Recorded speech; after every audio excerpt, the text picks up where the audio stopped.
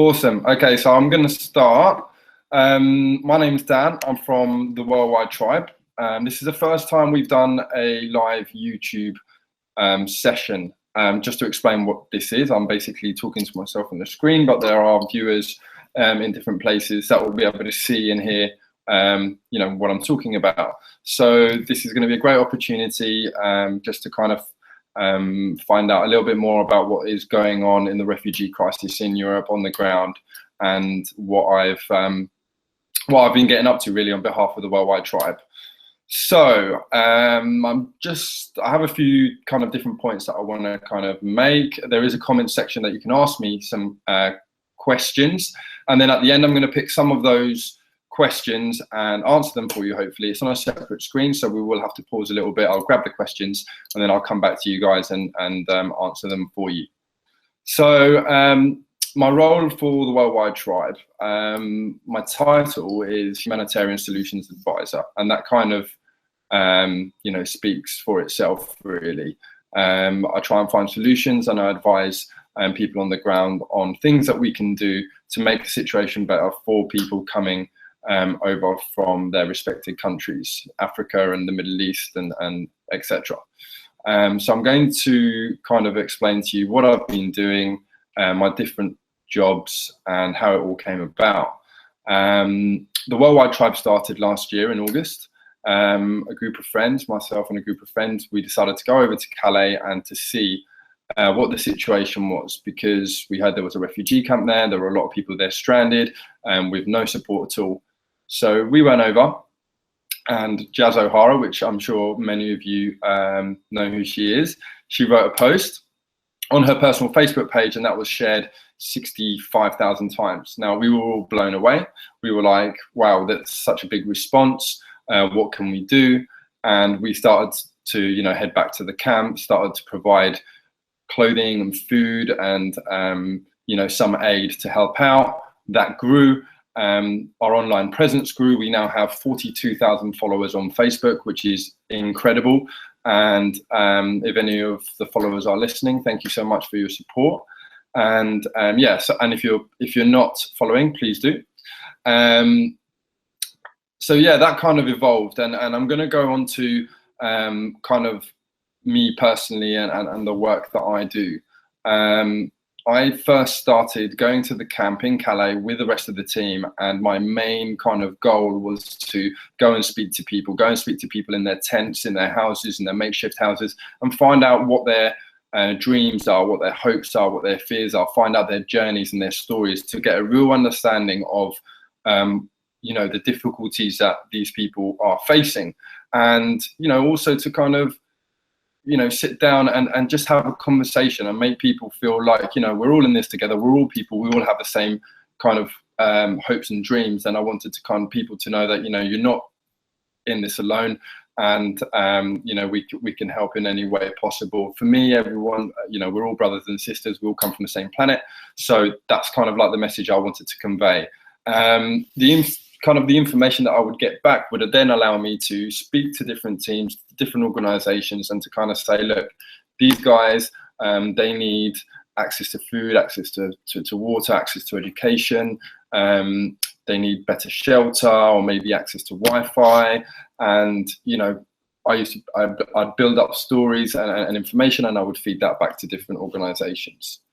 So it came to a point where I kind of realized there were a lot of people in Calais that were kind of doing the same thing, and I wanted to kind of transfer my experience to a different location. So I'm going to kind of work through the different areas and the places that I've worked in and what I've done in those areas. And the first place we went to was Idomeni. Idomeni is on the Greek-Macedonia border. It's in northern Greece, and it's basically where the refugees, they come into Europe, they make their way through Greece, and they go to the border hoping to get into Europe, to Germany, to England, to Austria, to Holland, anywhere in Europe. And on that border, there are thousands and thousands of people just waiting to get across. We went there, we sent some containers with aid, and we spent a few days there helping to distribute shoes, distribute food. Now, at the time, there was only the main NGOs, so UNHCR, MSF, which is Médecins Sans Frontières, and Red Cross. Now, we kind of helped to distribute food and clothing. I remember being in a UNHCR hut full of shoes and trying to distribute the shoes. There were hundreds and hundreds of people outside, really, really desperate to get shoes. It was quite a scary moment, but it was something that we had to do. There were so many people there and not enough people there to help out. We were there for hours. At the end, you know, by the time I went home, I was just like absolutely shattered. My back was killing me. I had to have a good night rest that night. But, you know, we were there and we were there able to help and distribute shoes that they needed. So Idomeni gave us like a good kind of outlook as to the challenges that refugees have when crossing borders, when trying to get into Europe. A lot of these people do not know that's going to happen. They think that they get into Europe, okay, we're fine, we're great, our new life starts. In actual fact, it becomes very, very dark and difficult very, very quickly. And I'm going to touch upon that a bit later on when I talk about the journeys. So after, excuse me, after Idomeni, we went down to Lesvos, which is where I am now. And we decided to work with a local organization called PICPA, an amazing group of people. They look after vulnerable refugees, you know, people who are sick, pregnant, have long-term conditions, or maybe a father's lost his whole family that has drowned at sea, and mentally or physically, they're not really able to, you know, go into the normal camps and the conditions in the normal camps. So PICPA takes those vulnerable people and looks after them. It's a solidarity camp. Everyone is welcome. People from all around the world go there and they implement their own projects, and you know, they have a gardening project, and there's a shop there where people can get clothes, and people will stay there until they're strong enough, until they're capable, until their application has been processed, and then they move on. Now, one thing I wanted to kind of stress the importance is that, you know, the Worldwide Tribe has kind of like a two-pronged approach to the work that we do. The first is the sharing stories and telling the human stories behind the headlines, and showing people that the people affected by this crisis are just like us and like everyone else. It's really important that we all feel part of this one big global family. So the first objective is to tell those stories and to report back and to tell you guys what, you know, is actually happening and what these people's lives are actually like. Now, because we're able to do that, our second approach is providing humanitarian support on the ground. So they work really well hand in hand together. We're not just doing one thing, we're telling people the stories, and we're also helping on the ground. So when I arrived to PICPA, I started, you know, my approach is to always work with a team or local organization that is on the ground. That is really important to me. They always know the situation, they know better than we do, and from coming from the outside, you know, we don't want to be seen as coming in and affecting and kind of changing things that are already there. So the most important thing for me is to work from the ground up, to show people that, you know, I'm willing to help, that we're willing to kind of help in any capacity, be it distributing food and distributing clothing or aid, helping to build stuff, helping to coordinate things. That's how we kind of started out. Now, after a while, I started to help coordinate volunteers in the camp and started to assign different jobs. We needed to ensure that the storage kind of system was you know, working effectively. So we cleared up storage, we increased the occupancy in the camp so we could take more vulnerable people. We implemented you know, different projects in the camp, and we're also looking at putting in a 36 feet 11 meter geodesic dome, which is going to be a women and children's center. You guys know, some of you guys know all about it, because you're helping us to kind of fund for that, and that's going to be really exciting. It's really important that people have a space where they can actually relax and talk to each other and play music, and we can run workshops and give them access to education, because a lot of these people and a lot of the children, you know, they're not able to go to school anymore, and that's a real big problem. So in the camp, after a while, I started to attend the core team meetings and make important decisions about the future of the camp. I also would go to the large NGO meetings with the UNHCR, Red Cross, MSF, all the other independent organizations on the island, and we would talk about how we can help relieve the situation on the island. So as if that wasn't enough, you know, my job started to increasing. I was working more and more hours, and I started working with the rescue team on the beach and the south shoreline of Lesvos. Now, that was probably the most difficult kind of time and kind of job to do. I'd be going to the beach at midnight and you know, in a wetsuit and waiting on the shoreline for the boats to come in. And at its busiest period, we were receiving between 25 and 30 boats every single night. You know, that was really, really difficult. The boats would be coming in from Turkey in horrendous conditions, between 50 and 70 people per boat. Some of the boats would be happy boats, you know, they would come in, people would be happy, they've reached Europe, this is the start of their new life. And, you know, people would be happy and excited, it would go smoothly. Some other boats, they were so badly like crammed and full of people and young people and sick people, water would be getting in, people would be getting crushed, completely horrific situation, and different to what you see in the news. Because in the news, you see one boat and, you know, it's not always kind of how it's portrayed. I mean, there were occasions when there were 4, 5, 6 boats coming in at the same time. And when we first started working on the beaches in South Shoreline, there were maybe 2, 3, 4 volunteers. In the last few months where that has increased, we've had, you know, up to 100 volunteers. So, you know, I was working on the beaches, you know, 4 or 5 days a week between midnight and midday. And then at midday, I'd go back to the camp, get changed, have some breakfast and work in the camp. So yeah, it's been pretty tough, but you know, it's something that's kind of grown naturally. I never really expected to be doing this kind of work. It's just kind of evolved, and you know, it's something that I really, even though it's very dark and there's a lot of desperation, it's something that I feel like I really want to do. I'm in a position where I'm able to help, and this is something that, you know, I'm able to do, and something that I want to continue doing in the future.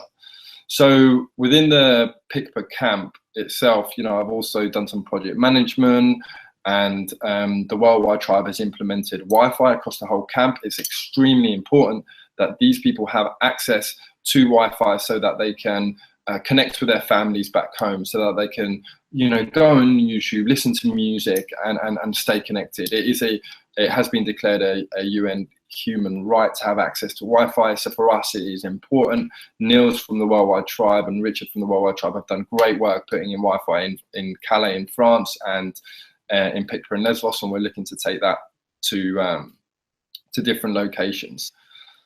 So that's pretty much the work within Pikpa in Lesvos. I've also worked in Moria camp back in September, which is infamous for the conditions there. There were thousands and thousands of people that weren't being looked after there. We do food distributions late at night, and we take food on a daily basis. The Pikpa camp would also provide 2,000 meals a day for Moria. So not only would they look after vulnerable people in the camp, but they would also provide 2,000 meals for people in Moria camp. Absolutely amazing work by the Pikpa team. So that has kind of been, you know, the work that we've been doing in Lesvos. And moving forward, it was kind of, Lesvos was getting, you know, quieting down because of the EU-Turkey deal, which I will touch upon more later. So we were thinking, okay, naturally, most of the volunteers and the groups are going to be heading to mainland Greece, northern Greece, either Menia, where we had been before. For us, it was important to actually see what was going on further east in Turkey. So moving closer to the source of this problem, closer to the source of what is happening in Syria and the people coming in from the Middle East. So myself and an amazing team member, Sim Greedy, we decided to head over to Izmir and work with a local organization called Revi.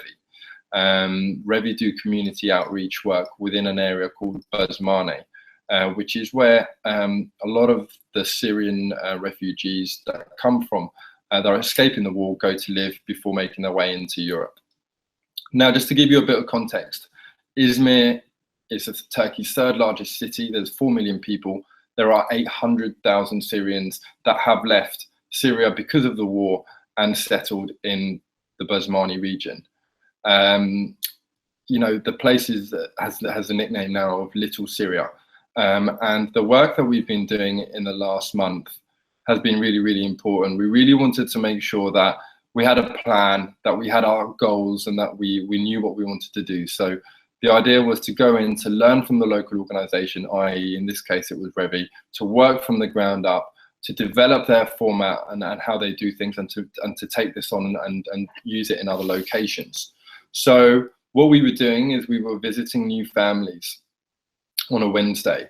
Every Wednesday there'd be a set of new families that would move into the neighborhood, and we would go there and we would do kind of like a needs assessment with them. So we would sit down, we would drink chai, we'd drink coffee, and we would find out information about them. How many people are in their family? What are their health conditions? Do they have work?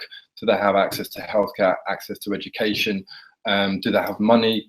Do the children have any particular issues? And with that information, we would then go back and we would try and provide services that they need. There were some places that were giving free healthcare, so we'd give them that information. We'd give them food vouchers.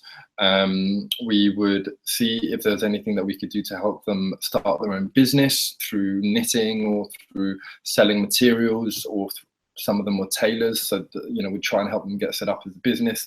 And I actually believe, it's an amazing kind of format. It's something that we'd never really done before. We're used to working in camps, and it's a completely different environment. This is a neighborhood full of people living in houses, but they have absolutely nothing. They can't go back to Syria because Syria is war-torn. They don't want to stay in Turkey because they're exploited, and I'm going to touch more on that now. And they can't go to Greece because the borders are shut. So they're stuck in Turkey, they're desperate. Now in Turkey, some people will arrive with money because they've got their life savings with them, and they'll pay rent. So let's say, for example, they pay 300 lira to a landlord. The following month, the landlord will say, okay, now you have to give me 500 lira. So that, okay, here you go, 500 lira. Now the following month, they'd say, okay, you have to pay 800 lira. Now, this is all the while they're working, and they're working really, really long hours and getting paid, sometimes 20 lira a day.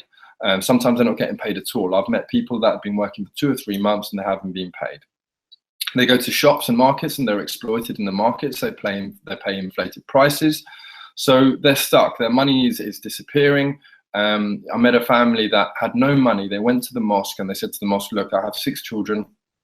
I need money to pay my bills, and I just can't survive. So the mosque gave them money.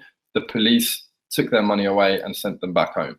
So these people that are in Turkey, they're in a very, very difficult situation, and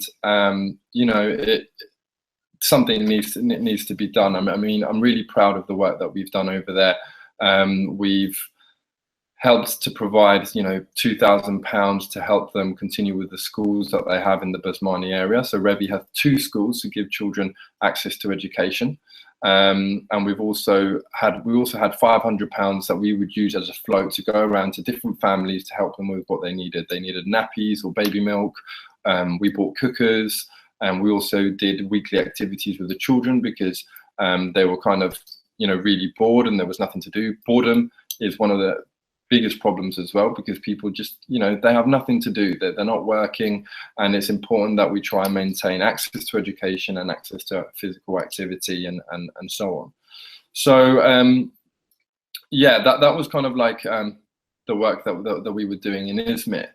Our team has also been in Jordan doing an art project, and for us it's really important that we always maintain that close relationship with the people, and that we understand what the people need. It's also important for us to make sure that we all provide a solution, but also with the people affected. So in Izmir, we had Syrian refugees that were also translators, and they were working. So we were all working in this together as a big global community. This problem that we have, this issue that we have, is a problem for all of us globally. If we don't deal with it collectively, then it's going to be it's going to be absolutely horrific in the future, and we're going to look back and say, why didn't we deal with this together?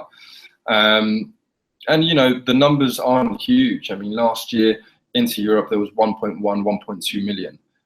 600,000 came through Lesvos. This year there's 800,000 Syrians in Izmir.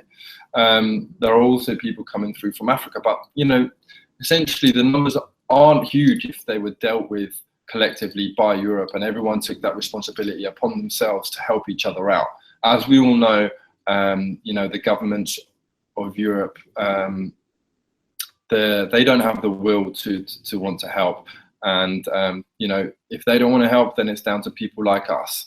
You know, grassroots organizations, students from schools all over the world, you know, movements and protests and activism and people talking online and sharing stories and hearing what is happening. And this is why what we're doing now is extremely important. It's important that we share this message and that you all know that every single one of us can actually take steps to make the situation better. Whatever that capacity is. Not everyone can go and work in the field like I have, or can, you know, go and go and help in different places, but you can do your own bit. You can share the stories, you can spread awareness, you can fundraise in your local area, you can keep following us, the Worldwide Tribe, and you know, stay connected, and let's kind of try and keep, you know, this momentum going, because I really believe that for the first time, you know, ever, I suppose, you know, this grassroots movement has really shown that any normal person can really help in this situation. The large NGOs are looking down at us, and they're like, wow, these people, they're providing services on a human level, you know, treating people and like family rather than just numbers, because this has been a big problem, you know, historically. And, you know, I'm not the biggest fan of the large NGOs because I've seen some of their work, but at the same time, you know, there is good and bad. And I really believe that in order to move forward and to help, we need to kind of work together, the large NGOs and the grassroots movements. You know, both of us need to kind of come together and work with policy, along with, you know, providing the humanitarian need on the ground on a human level. So that's extremely important to us. I want to kind of talk about some individual projects that we have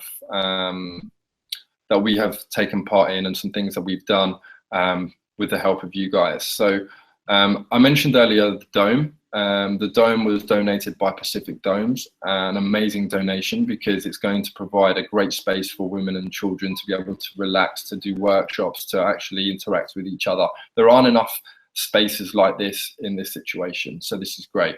We've also helped to provide vehicles to, you know, drive around aid, to drive sick people around to hospitals, which is really important. We've implemented the Wi-Fi. We've done the community support and outreach work, where we go and meet the community and meet the people and find out their needs.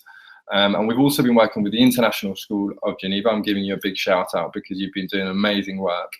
And, you know, you guys have helped us decide where we should spend some funds and on what, you know, what kind of items. And we're going to be working very hard. We really feel like we're all a team, you know, we're all in this together. So it's important that we maintain this communication, and that, you know, we listen to each other, and we're going to try and implement some of the things that you guys have recommended to us, you know, such as providing further funds for Wi-Fi, for stoves, for the dome, for access to education. And this is really important to us. So yeah, that's, I wanted to kind of also talk about a little bit about the current situation with the EU-Turkey deal. This was struck back in March. Kind of the 20th of March was kind of like the deadline, and it was actually implemented in April, I think. So many facts and figures rolling about in this situation. One thing I do want to say is that the information we get in the news and that we get locally is confusing. Like, there's no two ways about it. It's meant to be confusing. The governments and the authorities, they want everyone to be confused. They want volunteers like myself to be confused. They want organizations to be confused, and they want the refugees to be confused. If people are confused, then they can actually manipulate the situation a lot better. So, talking about the EU-Turkey deal, what was proposed was that for every refugee that is sent back to Turkey, Turkey will be sending one back to Europe. So, one-for-one situation. The whole situation, you know, the whole deal is purely and simply, it's not working. You know, people are still stuck in camps in dreadful situations. In Greece, the camps are militarized. solidarity camps like Pixar are being threatened with closure. So, you know, at the moment, we know it's not working. Turkey want visa-free travel for their citizens to be able to travel, go on holiday in Europe without having to get a visa. Now, Europe has said, well, you have to change a few things if you want us to do this, such as your anti-terrorism laws and the way that you persecute journalists. Turkey has turned around and said, no, the Prime Minister of Turkey resigned a couple of weeks ago, and things aren't looking good for this EU-Turkey deal. The whole flow of refugees coming from the east is controlled by Turkey and the Turkish government. So if they don't get what they want, then they will just release the pressure and they will send people to Europe again. They're using these people as pawns to gain for political gain. A horrific situation. Now, myself, I try not to get caught up with all of that and try to do the work that is in front of me. We have to keep going regardless of what they're doing. So wherever there is a gap, we need to be going in there. We need to be exposing that gap and trying to help in whatever way possible until a solution is found. So I would recommend that, you know, if you haven't already, just try and do a little bit of research about the EU-Turkey deal and the situation. We've seen a lot of refugees go down through Libya, Lampedusa and Sicily. That route is getting really, really busy at the moment. We're expecting the Mediterranean to become far more busy. A lot of refugees told me in Izmir that they're waiting for July and August to make the journey across again. So, you know, it's an interesting situation. We'll just have to wait and see what happens and, you know, keep going. Okay, so what next? I mean, you know, we're going to be working in mainland Greece. There is a camp in mainland Greece that we want to take another dome to so that it can be provided as a school. So please ensure that, you know, you stay up to date on the Worldwide Tribe and see the progress of that camp. We also want to go to Lebanon and help to put in some Wi-Fi. I want to take the community outreach work that I did in Izmir to Lebanon and potentially to Jordan. I myself and my colleague Sim, we're going to be going on a kind of like a search and rescue course in July because, you know, because of the experience that we had on the beaches in Lesvos, you know, we want to kind of be able to get more training and be able to put ourselves in a situation where we can help more people. You know, we've had heaps and heaps of experience in this environment and we're able to do that. So in July, we're going to be doing that and see where that kind of takes us. I'm just going to go and have a look and see if we have any questions because I've probably spoken really, really quickly and I want to see if I can answer some questions for you guys. So bear with me a second.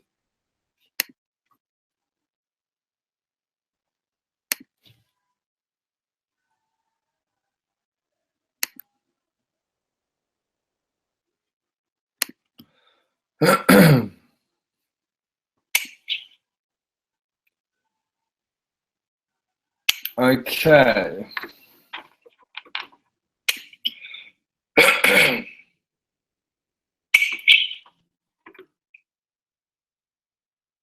Okay.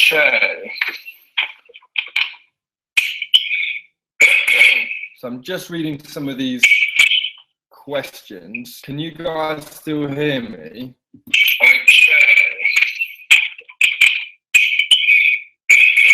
So I'm just reading some of these questions. Can you guys still hear me? I'm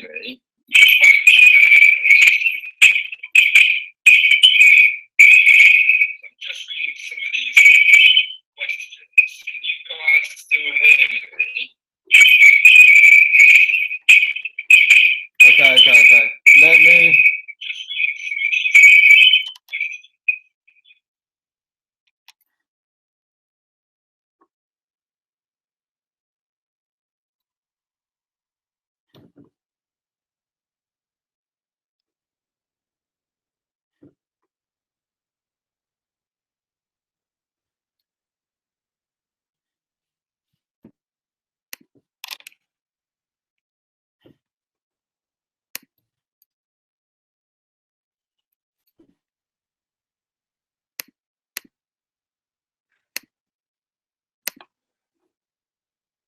Hey, okay, so hopefully you can hear me again. I think Marcus is going to copy and paste some questions so that I can answer them for you. I'm really sorry if I've spoken really fast and kind of rambled on a little bit, but yeah, I suppose yeah, practice will help out. Okay, so here we go. Let's have a look at some of these questions.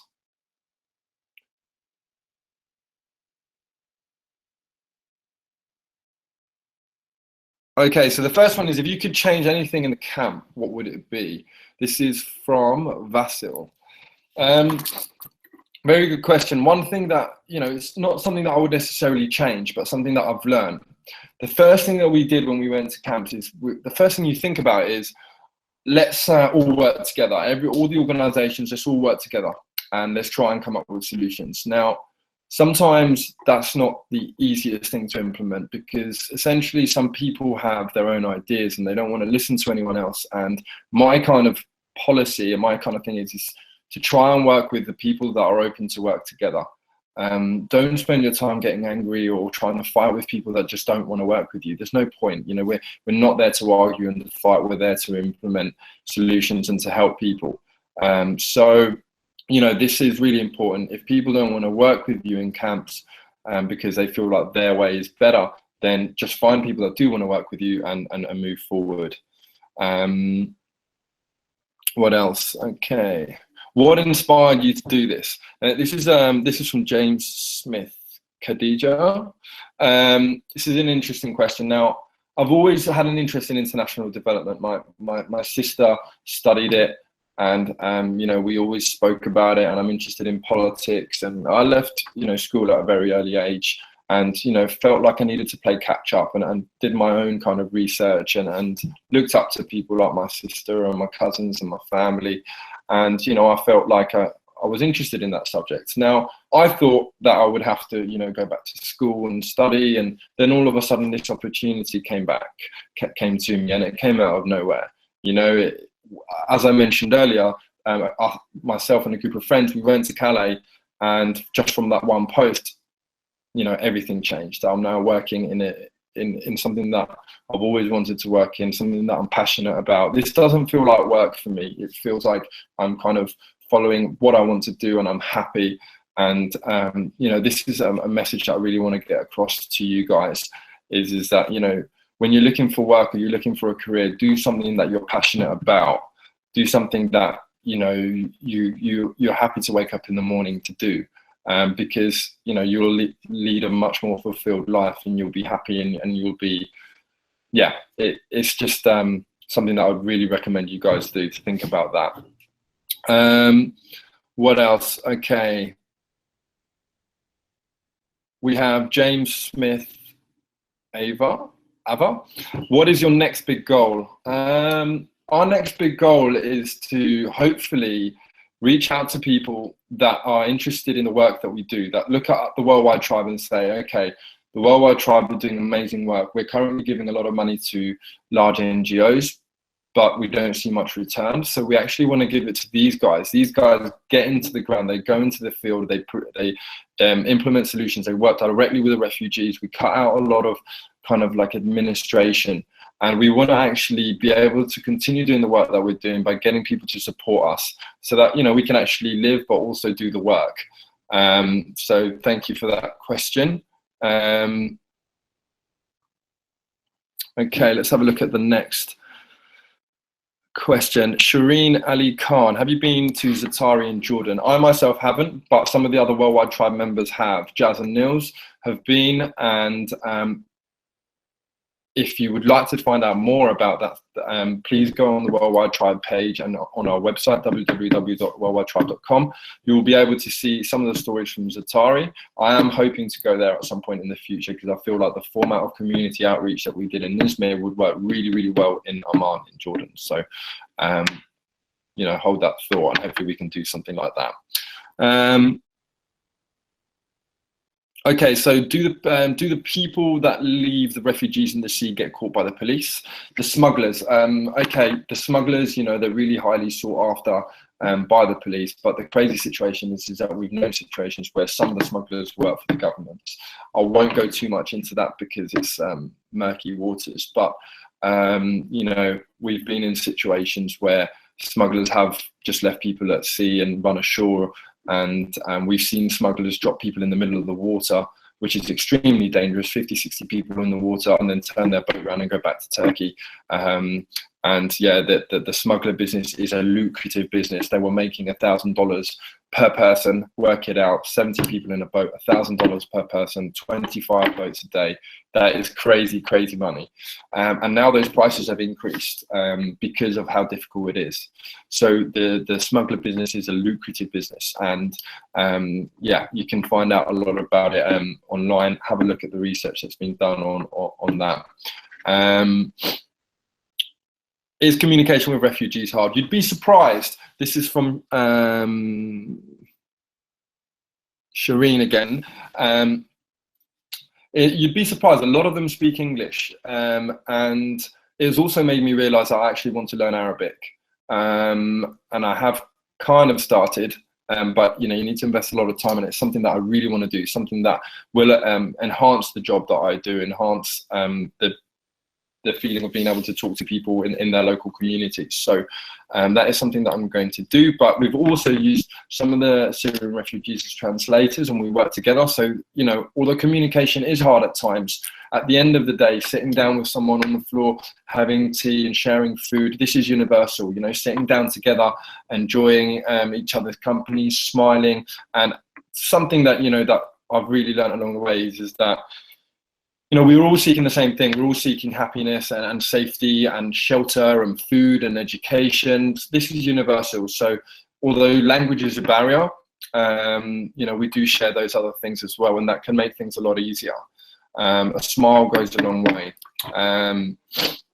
Okay, so in what ways do you think your character has been changed through your experience? Very, very good question, Send Screedy.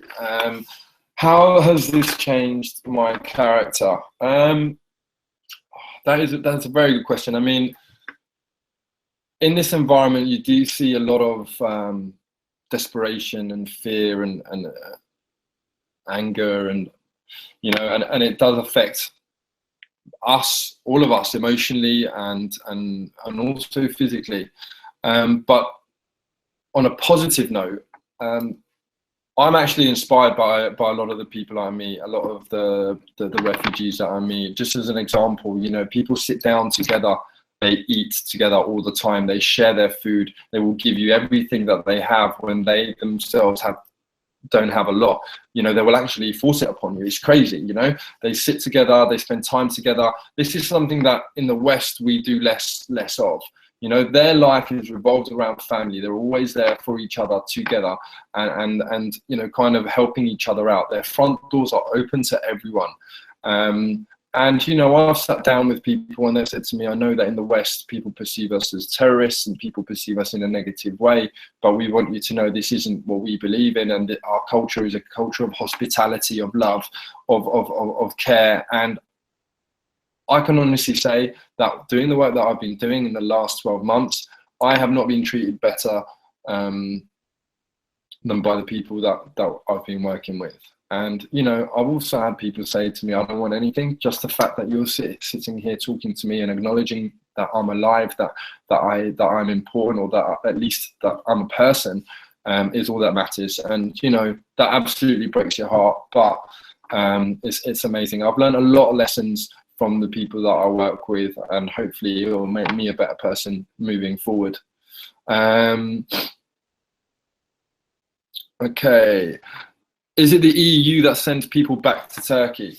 So the EU and Turkey work together to send people to each other's kind of, you know, from the EU to Turkey and to Turkey to the EU. The first boat was occupied by Frontex officers. So you know, Frontex is a European border force agency. They basically, you know, they went on a ferry and they took the refugees back as if they were prisoners. It was, you know, not a very nice situation. The whole kind of environment and the way it's all kind of implemented is not nice at all, and it's something that we should be working together to try and, you know, have safe passage for people to and from Turkey, or to come try and find a solution. Okay. This is a difficult question. Do you think that one day all refugees will be safe? If so, when? Well, I hope so, but you know, a lot needs to change. And you know, some people say to me, well, the work that you're doing, what effect is it going to have in the future? What, you know, do you think this is going to stop? This isn't going to stop. This has always been the case. To be honest, I don't really care or think about that. I just think that, you know, I'm at a stage in my life where I'm able to help people, and you know, I believe in this situation. I believe in what's happening. I believe that we should all have safety and healthcare and education and shelter. And if I'm able to help implement that in my life, then why not? And I think that if a lot of people thought in the same way, then slowly we can create change. We can create a better environment for all, a situation where it's all about love rather than what we can gain financially, or you know, if you're fit and able to help, then why not? And you know, let's see what happens in the future. I really, you know, I've said to a lot of people from Syria that I love them as a people, and what I've learned from them has been amazing. That I hope that one day I can go to Syria and visit their country and listen and see the beautiful country that they tell me about. And a lot of people say, you know, that's probably not going to be possible because of the destruction that's happened in Syria, which is sad. But you know, we can create a new world. We can create a world that is inclusive to all of us. So let's just aim for that. Do any refugees become depressed? Marcus James Ziva. This is a big issue. You know, there is a lack of psychosocial support, and there's two reasons for that. The first one is culturally in the East, mental health and psychosocial support is taboo. You know, it's something that's not really you know, something that's not really very normal, something that they don't really listen to, like it's just not built into the culture. So that creates a problem. How do you implement psychosocial support to cultures that don't believe that that is an issue in the first place? And I've met a lot of families that have psychological issues, and single young men, and people who have lost their families at sea. You know, imagine you're a father and you've lost your 2 daughters and a child and your wife, they've drowned. Imagine the psychological impact that has on that person. And if they don't have, you know, support, then, you know, there's no point providing anything else, because those other things won't fit into place unless psychologically they're being looked after. So psychological help and support, I believe, is one of the key things in this situation. We need to try and help that along. Let's see, how many hours do you work a day? Wow. Okay, so that's a good question as well. You know, when I used to work a 9-to-5 job, and working a 9-to-5, you think, you know, when you finish work, you have all that free time and you can enjoy yourself. But when you're doing something that you're passionate about and you're doing this work, there's no such thing as kind of like, you know, your work's finished. We're constantly working all the time. When I was working in the camp at Pitcairn and in the sea, you know, we'd have 20-hour days, which is absolutely insane. And all of us, our team has really, really put in so many hours in the last year. And, you know, that's not good, really, because, you know, we should be giving ourselves the rest that we need, and you know, trying to put some sort of balance between the work that we do and our lives outside. This is what, you know, we're all trying to work on at the moment. But, you know, we work a lot of hours. Last month in Izmir, we probably had 2 days off in a month. We went to the beach, which was really, really nice. And we went to Ephesus to see the ruins. So, you know, in a month, we had 2 days off. I can't really tell you how many days off I've had in the last year, but I'm having the whole of August off, which is going to be great. Okay, let me see if I have any more questions. I think. Okay, I've got here, how long have you been working with a worldwide tribe, and for how long do you see yourself doing this? So I think I may have covered this earlier, but it has been for around a year. And for as long as we can help, and as long as we're able to do that, then, you know, this is something that we're going to continue doing. I'm really conscious about us not being an organisation that does this for a while and then drops off and goes back into like normal life, so to speak. So hopefully we can do this for as long as possible. And I think that's about it. We started 45 minutes ago. It's exactly 45 minutes past. So I think I'm gonna try and sign out. And thank you so much for taking the time to listen to me and ramble on. I hope you enjoyed it.